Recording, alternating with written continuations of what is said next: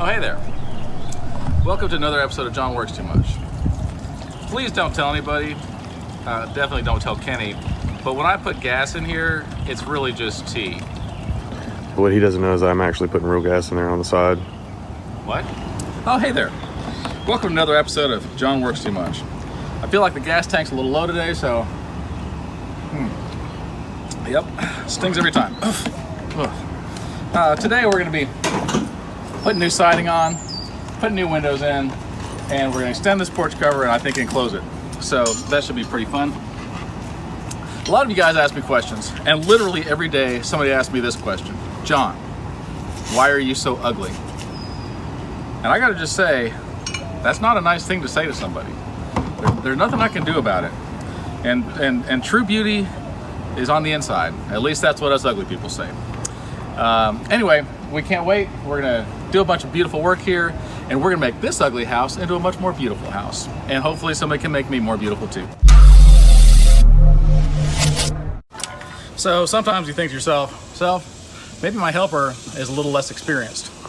So we've been sending James off to make cuts on this Hardy, and he's like, man, there's something wrong with the blade. And finally we were like, we'll show you how this is done. We know stuff and you don't know stuff. I don't know if you can see this, but literally every one of these carbide blades is broken off. You see how there should be a piece right here, and there's not. And so it's not James's fault. And if there's one thing I've learned through life, it's if you have problems, you just throw money at your problems. So what I do, bought a new blade.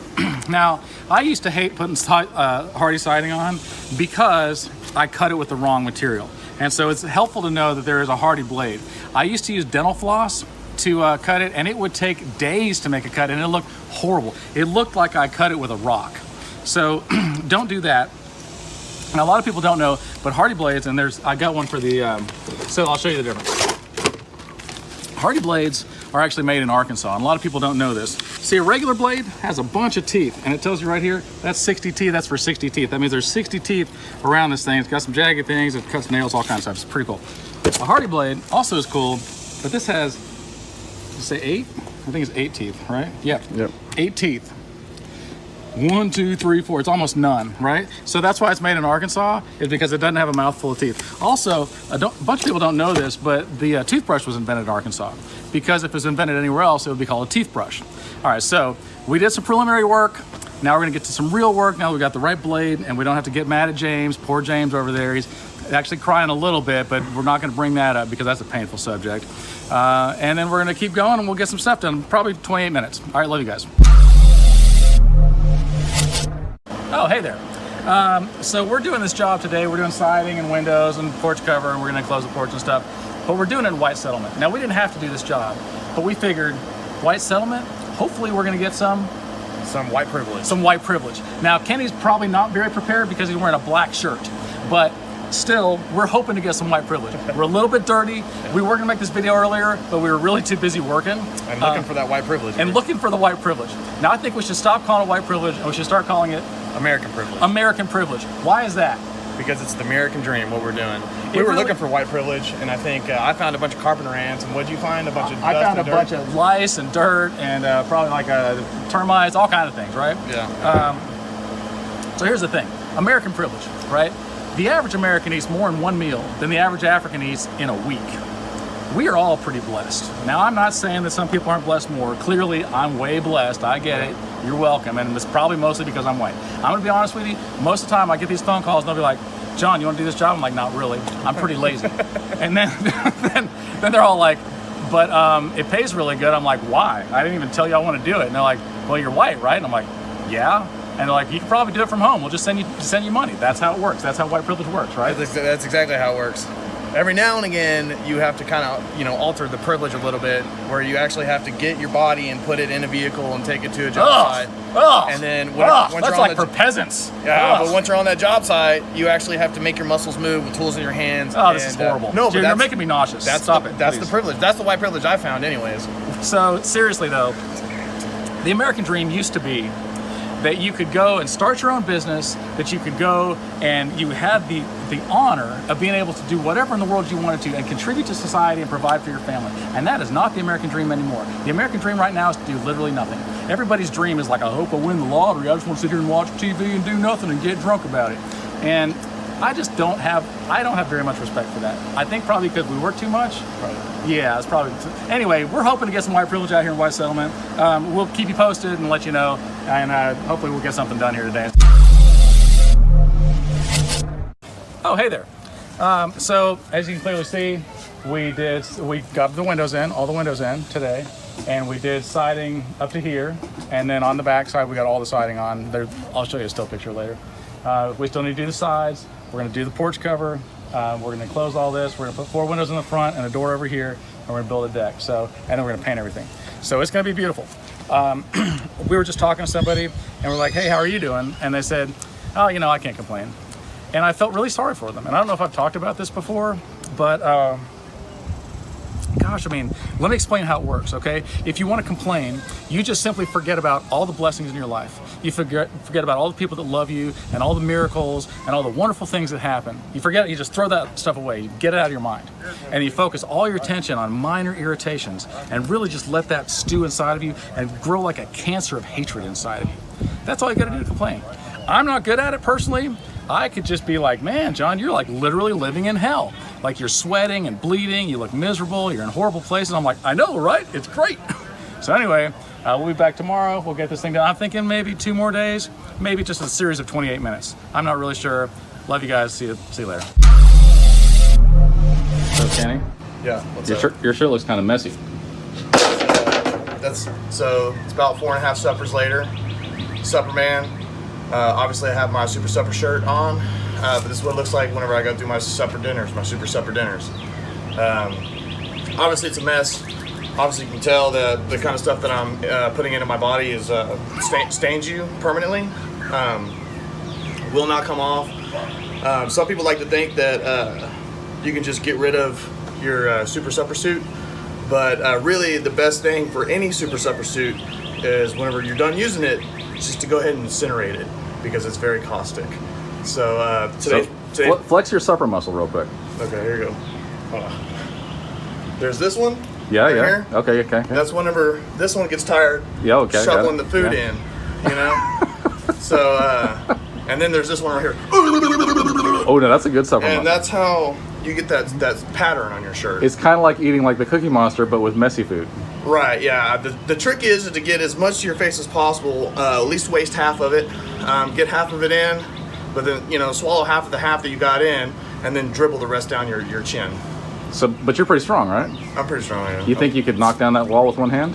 Yeah, you want to see this? I do. All right, you ready? Yep. Hold on, before you do this, Okay. I just want to tell everybody that Kenny is very strong. Yeah. It's like a Viking and a buffalo chicken had a baby together. Yeah. So show them how strong. Knock down that wall with one hand. Ready? All right, stretch real good. Okay. You ready? Yep. Go. He's knocking down the wall with one hand. Very good. Knocked it down for y'all.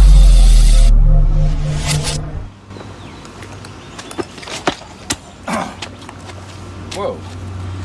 That was embarrassing. So I bought these shoes from a drug dealer, and I don't know what he laced them with, but I've been tripping all day. So, hey Kenny, how's your lunch? It's pretty good. I had 5 chicken fingers, so that makes that a chicken hand. Was it delicious? What are you doing? What I'm about to go fishing. are you fishing for? There's nothing. This is just grass. See, I'm fishing for compliments. Oh, why do you need compliments, Kenny? You know, I've been feeling a little bit down. You depressed? A little bit. Man, you know what to do. You know what to do when you're depressed? Let me just tell you. First of all, you find somebody that's got it worse off than you, and you know, somebody that's like, they're not as happy as you, they're not as well off as you. It shouldn't be hard. You find somebody like that. And then you act mean to them, right? So I can feel better about myself? No, Kenny, that's not it. Wow. That's not what you do. You find somebody that's got it worse off than you, and then you're nice to them. Oh, you got me right in the face. Golly. And then you're nice to them, and then you're the friend to them that you or somebody would be to you. Does that make sense? Yeah, I guess. Whatever. All right, back to work. Come on. So you might be thinking to yourself, hey me, what did John do today? And the answer is actually quite a bit. And Kenny and James really helped because those guys are rock stars. I mean, they got some guns. So we did all the siding on this side, which was not easy. I think we had done most of this yesterday. We did all the siding on the other side, minus a little bit at the top of the gable. We built this deck, and look, it's solid. It's real solid. So the other thing I want to talk to you guys about, and it's super important, is the fact that I was tripping with these shoes all day that I bought from a drug dealer. I'm done with them. I think they've lost their soul. And, you know, speaking of losing your soul,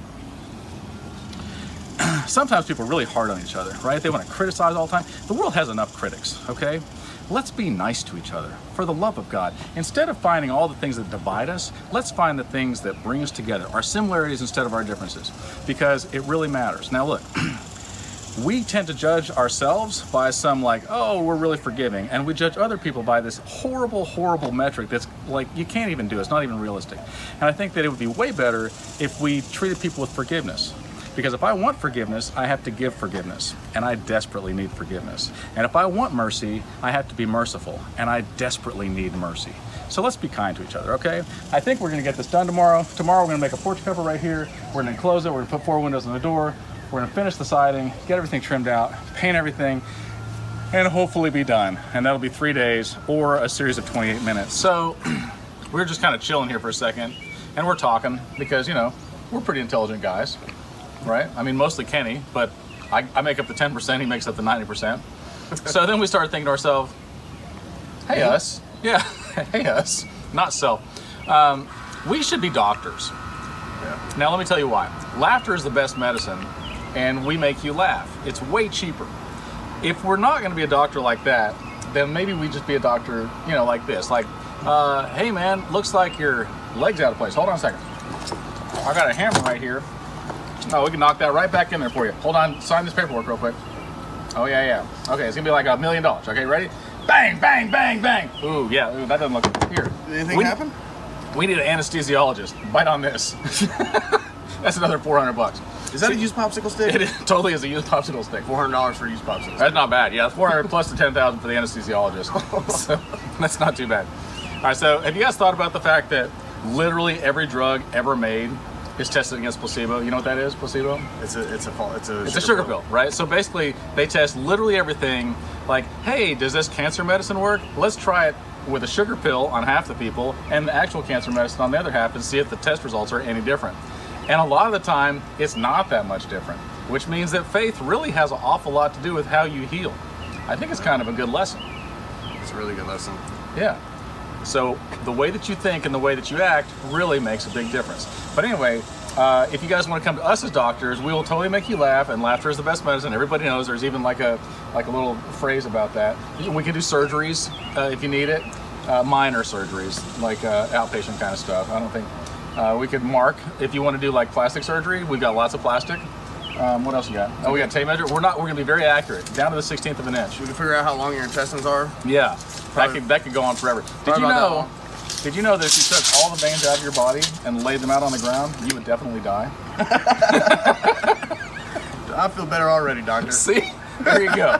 You're cured. That'll be $1 million. Oh, darn it. You should have said you were still sick. All right, we'll see you guys tomorrow. So imagine that maybe you're working in the heat in Texas, or I don't know, in Georgia. Maybe you're picking cotton, or maybe you're in the heat in Texas, and it feels like maybe you're staring right into a blow dryer just all day long, just blow drying right into your freaking face, and that's why you're so hot and sweaty and gross. Maybe you're drawing some blood. Maybe, just maybe, you're drinking your drink from, where do we eat today? Huh? Jack in the Box. And there's a fly in your straw, you swallow it, and then what happens, James? Throw up. How many times do you think you throw it up? I don't know, like 10 minutes. You're constantly thinking about it. You can make me throw up again. So maybe you throw up, you're bleeding, you're staring into a hairdryer, and then somebody comes up to you and says, Happy Juneteenth. And you think, what does that even mean? Where does that come from? Well, it dawned on me that there's some people that don't know what that means. So Juneteenth is whenever Abraham Lincoln said, all the slaves are free. So I want you to imagine this, and I don't care if you're racist or whatever, that's your own business. I'm not gonna hate on you for it. But imagine you've been slaving your entire life, and you look at your clock, before they had clocks, maybe you looked at the sun and you're like, just another 12 hours and the rest of my life to keep doing this. And then somebody comes to you and they say, you've been set free. You've been declared free. You can have your own land, you can do your own thing, and you're done with this. How amazing must that have been? And I know that maybe some of you can't relate to that because, let's be honest, none of us have been slaves. But maybe you're a slave to your debt. Maybe you're a slave to drugs. Maybe you've got some habits that you're a slave to, and you just can't possibly imagine living your life not being a slave to that thing. Maybe it's time to be set free.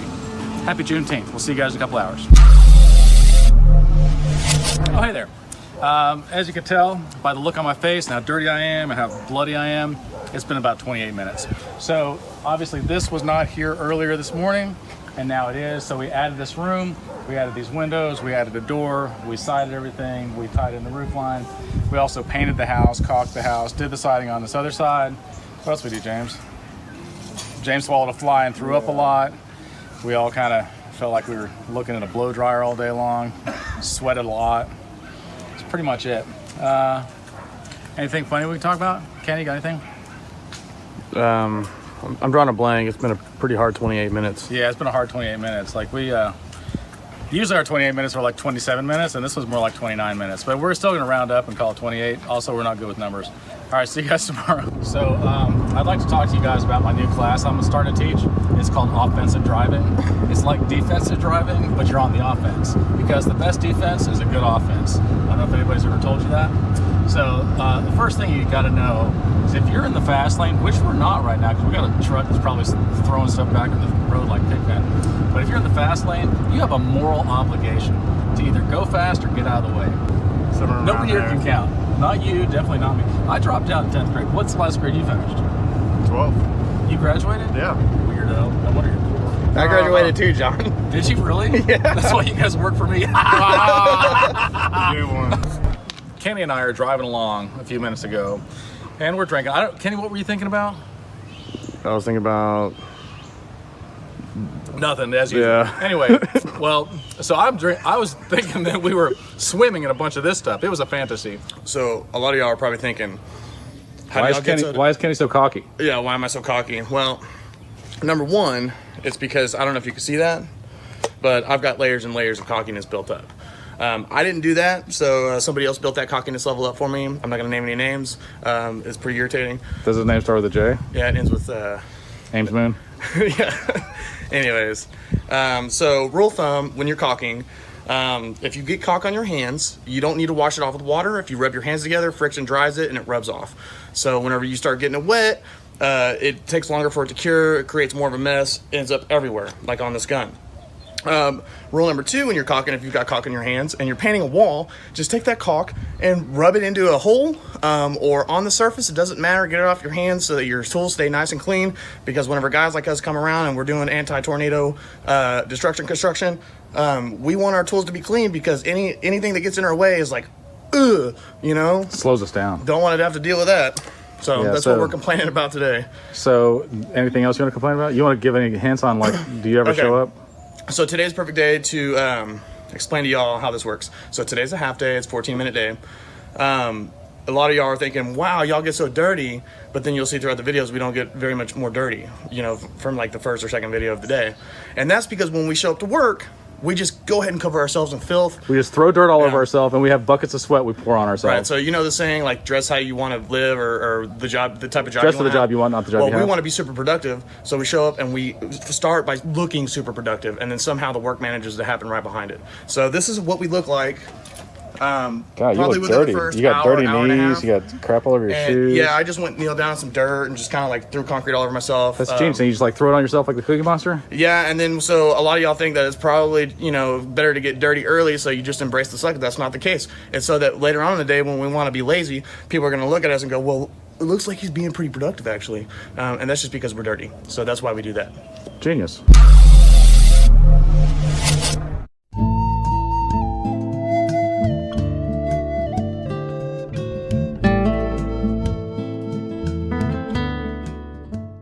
as a prophecy foretold, we finished the job.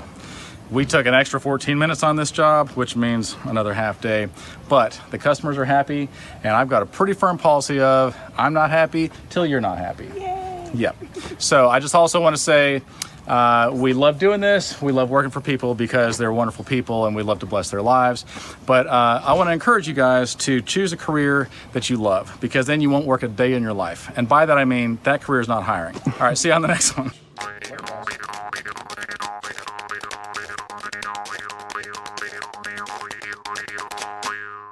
Yeah, hey there. So I'm going to teach you some piano stuff, all right? So a lot of people ask me how to play piano, and nobody ever taught me, so I want to teach you guys. So if you notice, there are 2 black keys, and then 3 black keys, and then 2, and then 3, and then 2, and then 3, and then 2, and then 3, all the way down, okay? And that's because there's no sharp or flat between B and C and between E and F. And so the way that your keys go, where the 2 are, just to the left of that, that is a C, okay? But then also where there's another 2 to the left of that is a C. So that's an octave. And then here, those are all C's, okay?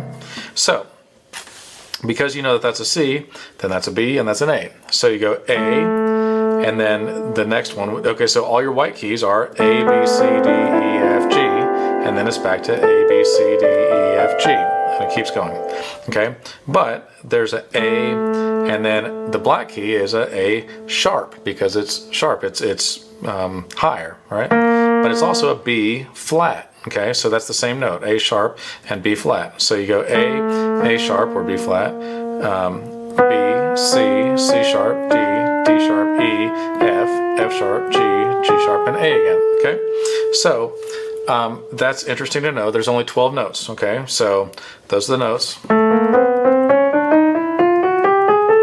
Okay? Now, in any scale, so there's major scales and minor scales, and I know that somebody's going to try to correct me and say there's a bunch of other scales, but for the most part, for this particular lesson, for very basic beginner stuff, all the white keys are in the key of C, okay? And the way that you figure out a scale is you start with your root note, so that would be a C, right? So we got a C, and then you go whole step, half step, whole step, whole step, whole step, half step, okay? And that's your scale. So if you start on a C, a whole step is 2 up to your right, okay? So if you go whole step, that's a D, and then a whole step is a E, and then a half step is a F, and then a whole step is a G, and then another whole step is a A, another whole step is a B, and then a half step is a C again. And that's your octave, right? So no black keys, all white keys. Now, I'm telling you this for a reason. So if you take the first, third, and fifth of your scale, right, then that is a chord. And then we're going to go with octaves over here. So we're going to hit a C octave and another C octave all at the same time, and then the first, third, and fifth, and that's going to make a chord. Are you ready? So you see how that sounds pretty? So that's your chord. Now, if you take that and you flat your third, which means you go a half step to your left, then that becomes a C minor. You hear it? How it sounds like a minor? That's with any chord. I'm just showing you with a C right now. So a C is a C major, and then you flat your third, come down 1 to the left, and then that is a C minor. Okay, so then you've got a sus2, which means that you're doing your first, second, and fifth rather than your first, third, and fifth, right? So that's a sus2. And it sounds different than, and then if you obviously do the fourth, then that's a sus4. And if you add the seventh, then that becomes a C7. Or if I add the 7 and then flat the third, then that's a C minor 7, okay? So that's interesting. Now, there are chords that go together, and some of those are C, F, and G, and also A minor. That is your relative minor, right? And if you'll notice, those are all the same chord pattern, which is really nice. So you... Now you can do some cool stuff with that, right? So you could just like play chords and you'd be like, I want to sing a song, G,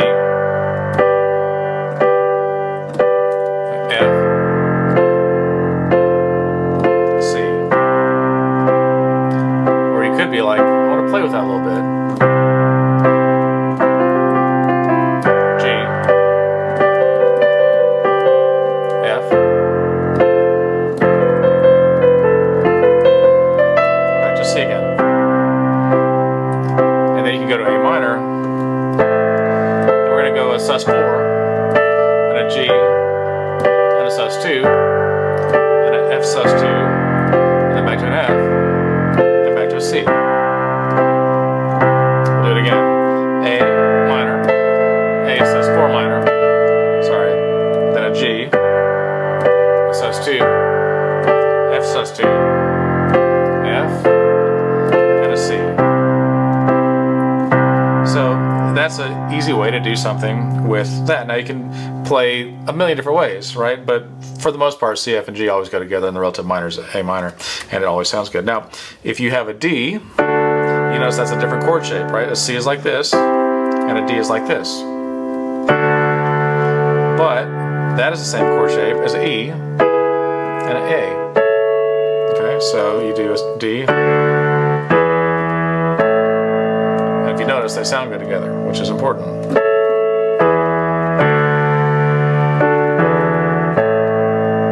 So that's pretty cool. And then B is always kind of an odd man out. So B looks like this. Obviously you want that to be a B minor, you just, and you know, all the same rules apply. All right, so if you're a D and you flat your third, then it's a D minor, D minor 7, D sus2, D sus4, D minor 7, D major 7, right? So I hope that helps. So that's, and then obviously once you get your black keys, they're a little bit different. So here's a C sharp, and then if you flat it, then it's a C sharp minor, right? D sharp, flat it in a minor, F sharp minor, a G sharp minor, a B flat, and a B flat minor. So those are your chords, and I think that should help you out. And that's pretty basic stuff for, you know, how to learn like the very basics of piano. Now, most songs have 3 chords, sometimes 4, and those are, you know, there's a 3-chord trick, and I'll post that later. But anyway, I hope that helps you guys out, because it certainly has helped me out. Let's see, here's something I was playing with the other day. Let's see.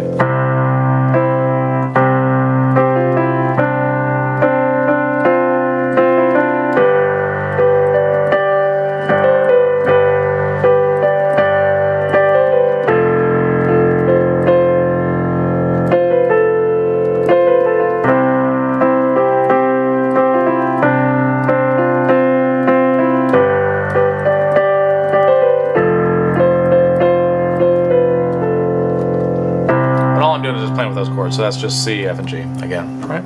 So anyway, I hope you guys learned something.